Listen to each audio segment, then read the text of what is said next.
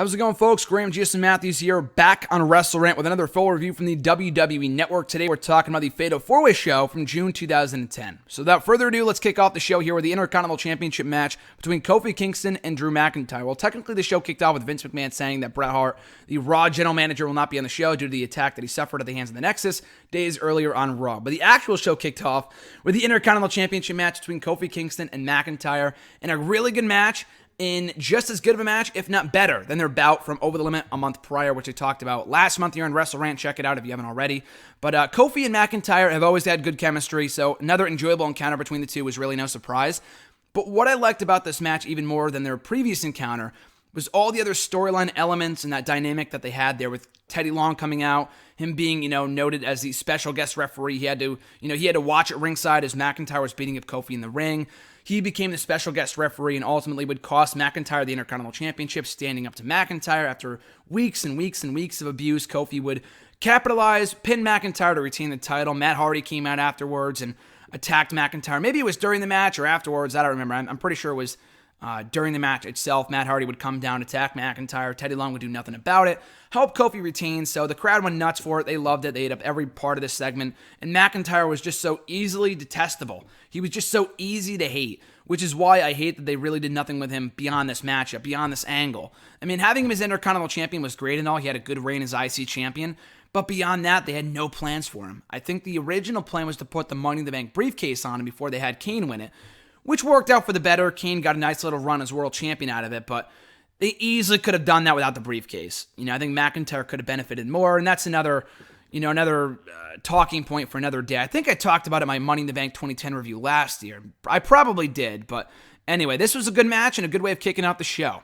So after that, our first of three Fatal 4-Way matches, this one being for the Divas Championship. Alicia Fox beating Eve Torres, the then champion Gail Kim and Maurice, to capture her first Divas title. Yes, Alicia Fox was once the Divas champion, which is not a bad thing, but it's funny that she's been with the company for about 9-10 years at this point. She's had one Divas title reign that lasted 2 months, and she's never held it since. And she's still with the company. Like I said, she's on Total Divas and stuff, which is probably the only reason why she's still around. And she's a good worker, but at this point, I don't even know why she's still here. That's another topic for another day. But as far as this match goes, it was all right in the time it was given. It really kind of a clusterfuck with all the women kind of going in and out and hitting all their moves and tossing each other out of the ring. Any multi-woman match like this featuring four. Gail Kim's a great worker. Maurice was passable. Eve was all right, and Alicia Fox was good when she had, direction, not like storyline direction, but when she's not all over the place and trying to cut off people's heads with her fucking axe kick, she can be really good. When she's focused, I think is the best word for it here to describe Alicia Fox in matches like this. A kind of throwaway match. Like I said, they made the most of the time they were given, 5 minutes, and in the end, Alicia Fox tossed Eve out of the ring, and she scored the victory to win her first Divas Championship, so that was cool. So that was kind of. Jerry Lawler mentioned it later on, too, that it was kind of the same cookie-cutter formula they used on Raw when The Miz won the U.S. Championships. They did the same angle like twice in the matter of 1 week. One with the women and one with the mid-card guys. For whatever reason, they were really not that creative, I guess. But anyway, so they made the most of the match, made the most of the time they were allotted. So it was an all-right match. Alicia Fox walking out as the new Divas champion. After that, Evan Bourne taking on Chris Jericho in a great match. I don't know why this was not advertised in advance. This really should have been advertised ahead of time just because it was a really, really good match. They had a match on Raw that Evan Bourne won via DQ, I believe. Jericho came out talking about how he used the measuring stick, so putting himself over before Evan Bourne beat him. So thus putting Evan Bourne over in the process as well. So a very credible win for Evan Bourne. So like I said, a really, really good match. The match went about 12 minutes, a lot of enjoyable action, a lot of great back and forth in your falls. One of my favorite parts of the match when Evan Bourne went for the shooting star press, he missed, or I think he landed on his feet. And then Jericho hit him with a code breaker. Evan Bourne got his foot on the rope, I think, or kicked out or whatever. So a great sequence there. In the end, Bourne scoring the victory and over Chris Jericho in clean fashion. So a career-defining victory, or so we thought at the time for Evan Bourne. And it really felt like they were trying to do more with Bourne and putting him. Remember they had to mix it up with the WWE title guys at one point. It was Cena and I think Bourne versus Edge and Sheamus. I think he pinned Edge in that match too. And they had him beat Jericho here. So it really felt like they were doing more with Bourne going into the summer. And maybe it was only a temporary thing to make him feel like a threat in the Money in the Bank ladder match, because that was really when he got his most prominent push as a singles guy. But again, they really should have done more with him going into the summer because he was a great athlete. He still is an awesome athlete, and I love him in fucking Ring of Honor. He's great over there. And I met him a couple years ago, and he's a great guy too. But it really felt like they should have done more with him coming out of this win. It was a great win for Evan Bourne, and they would have Jericho get his win back the very next night on Raw, but he still had momentum going into the Money in the Bank ladder match. So again, they really should have capitalized off that win and done more with Bourne on his own. But still an awesome match from Bourne and Jericho that I have no idea was not advertised ahead of time. After that, another Fatal 4-Way match, this one being for the World Heavyweight Championship. Jack Swagger defending against Rey Mysterio, CM Punk, and The Big Show. Good match. I mean, Jack Swagger's reign as world champion, let's face it, was a fucking dud. It sucked. The guy lost every single match he had as champion, except for maybe one when he beat Orton at Extreme Rules 2010. Other than that, he lost pretty much every match, even title matches. He lost to The Big Show in the title match at Over the Limit, almost said Judgment Day, and via DQ. So again, Swagger was no threat as world champion whatsoever. And the whole focus of the match was not the Fatal 4-Way aspect of it, like it was for the main event. It wasn't the fact that Jack Swagger had to overcome the odds. That was kind of John Cena's shtick later on. It was all about Kane and The Undertaker. Remember when Kane found Undertaker in a vegetative state over Memorial Day weekend? They said vegetative state like a million times. Like, why not just say unconscious? That made no sense to me. But anyway, they like to have their buzzwords, like vegetative state. Why not just say unconscious? Or like the abeyant WWE Championship. Why not just say the vacant WWE title? You know what I mean? That's WWE for you. But anyway, so Kane finding Taker unconscious backstage or whatever it was over Memorial Day weekend was the whole focus of this storyline. And Kane wasn't even in the match. He came in halfway through, attacked everybody in sight. He took out CM Punk, prevented him from winning the World Heavyweight Championship. Ultimately, it was Kane who attacked Undertaker, not CM Punk, so it was kind of a red herring. But Kane was the focus here as opposed to the World Heavyweight Championship or whatever. But Rey Mysterio still got a big win out of it, pinning Jack Swagger, I believe, to win the World Heavyweight title. His second World Heavyweight Championship? His second World Heavyweight title. And it was a cool little win on Father's Day for Rey Mysterio. The title reign would not last long. He would lose it the very next month to Kane when he cashed in Money in the Bank, but still a nice win for Rey Mysterio. I had no idea. I really did not expect that whatsoever, considering that he was not supposed to be in the match to begin with. Rey Mysterio had lost to Undertaker. Taker was supposed to be in the match, but Taker got taken out due to the injury that he suffered. So Mysterio was put in instead, and then he won the match. So that was pretty cool. But a fun little match with a cool moment in the end. It only went 10 minutes, so not really a true Fatal 4-Way matchup, but a cool moment in the end with Rey Mysterio winning his second World Heavyweight title. After that, for the United States Championship, The Miz defending against R-Truth. Miz had won that Fatal 4-Way match I mentioned before to win the United States title back in that 4-Way match against R-Truth, John Morrison, and Zack Ryder on Raw only days earlier.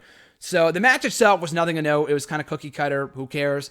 But the pre-match stuff was hilarious. So Miz comes out to the R-Truth theme song and starts rapping "You Suck" or "I'm the Miz" or whatever it was. Kind of shades of what we would see the next year with Awesome Truth when these two teamed up and did the whole "You Suck" remix, which was great. So Miz kind of took that here when he made his entrance. It was classic, hilarious.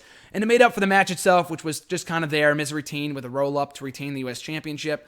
After that, a 6-person tag team match with the Hart Dynasty taking on the Usos and Tamina. A decent match. It went a little longer than it probably should have because the crowd didn't really care. Again, another match that was not advertised in advance for whatever reason. These two teams, or these two trios rather, had been feeding for a few weeks on hand, for a few weeks at this point, so I don't know why they would not have advertised this match with the card ahead of time. But regardless, a solid 6-man tag team match. I would have given the win to the heels just because Hart Dynasty faced the Usos for the tag team titles at Money in the Bank and won. So why not give the heels some momentum? And the Usos had just arrived on the scene too, so they needed the victory and they lost here. Again, for whatever reason, I have no idea why.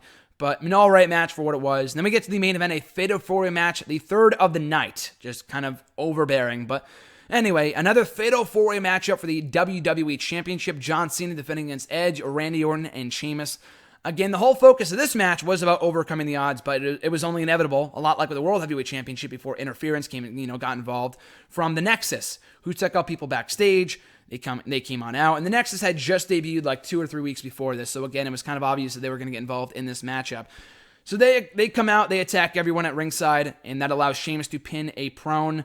I think John Cena. I think he pinned John Cena. I'm not exactly sure. I'm pretty sure he pinned Cena, though, to win his second WWE title. So Sheamus takes the title, escapes from the arena as the Nexus just kind of stand there over there, over all the carnage that they had created. So a cool visual, but the show went off the air like 20, almost 25 minutes early. If you watch this pay-per-view on the WWE Network, it only runs 2 hours and 33 minutes. So that was kind of disappointing for anyone who bought the pay-per-view, and I'm glad I didn't buy the show because this show was not great at all. Whoever thought Fatal 4-Way was a good concept is fucking out of their mind. I'm not going to buy a show that's headlined by three Fatal 4-Way matches for championships.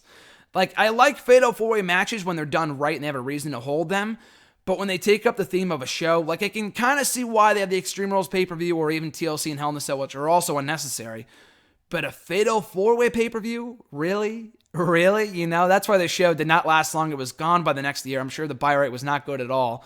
Actually, let me double check. I'm on Wikipedia right now anyway. And I'm pretty sure it says what the buy rate was. Let's see. The event received 143,000 pay-per-view buys, down on the Bash's figure of 178,000. So it was down 30,000 buys in a year. Wow. Wow. So I'm not shocked they got rid of the show. I mean, like I said, they brought in Capital Punishment for a year, and that was gone by the next year too, as was No Way Out, and they finally settled on Payback, which has been a hell of a lot better. All four Payback shows at this point have been great. Anyway, so Fatal 4-Way was a complete dud. The pay-per-view concept just sucked. Not a bad show overall. The only real match I would suggest going out of your way to see was, honestly, Evan Bourne and Jericho. For a match that wasn't even supposed to happen, I thought that match stole the show. The three Fatal 4-Way matches were really not that memorable. We had 3 title changes, so it was a newsworthy night, but none of the matches really stood out in a positive way. We had a lot of interference from Kane, from Matt Hardy, from the Nexus. It was interference and mania on this show. The opener was good. It was a good way of kicking off the show. The Divas title match was what it was. Like I said, Bourne and Jericho stole the night. The 2 other 4-way matches for the World and WWE title matches, respectively, were just kind of there. Again, 2 noteworthy title changes, but the matches themselves were not must-see by any means. The 6-person tag team match was all right, and the Miz and R-Truth match was just kind of average. So that was Fatal 4-Way 2010. So needless to say, do not go out of your way to watch this show on the WWE Network. If anything, check out Bourne and Jericho. I thought that was a great match. Everything else was just kind of missable. But that is it for my review of Fatal 4-Way 2010, and thankfully the one and only Fatal 4-Way pay-per-view event. Thankfully, or hopefully it's never brought back down the road. But anyway, guys, so going forward, my next video will be covering Capital Punishment from 2011, another one-night-only show, not the pay-per-view one-night-only, but another one-night-only pay-per-view that only lasted 1 year before getting scrapped by the following June. So until then, you guys can follow me on Twitter at WrestleRant, on Facebook at facebook.com/Graham.Jason.Matthews, and right here on YouTube at Facebook, or rather not on Facebook, I already said Facebook and Twitter, but rather you guys can like, comment, share, and subscribe. All your support is amazingly appreciated. So I'm going to get out of here before I botch some more. Have a great week or weekend, guys, whatever it might be. I'm Graham Jason Matthews, and I'll catch you folks down the road.